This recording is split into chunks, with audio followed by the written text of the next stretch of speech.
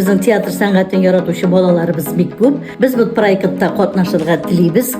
Bolalarimizni ko'rsatirga tilaymiz. Ham olg'a toba endi ishlaganda yangi olimlar, yangi oshishlar, yangi o'ynav yo'llarini ko'rasiz kelar. Bu proyekt видимо-невидимо, biz аны shunday teatral proyekt, teatral laboratoriya deb atadik.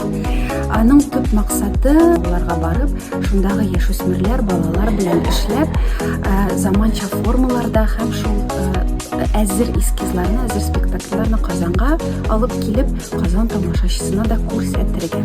Endi bu yil mendidir bir zo'r tilak ko'rdik bu yoqdan, shunga ko'ra mana bunda kelarga bo'ldik. Endi bunda kelib jetgach, ikki maktabgaliklarda bo'ldik. Shunga ko'ra biz ikki turkum ijodchi sayladik, ijod turkumi bo'lacak. Ham ikki maktabda da shunday proyektni turibishga oshiramiz.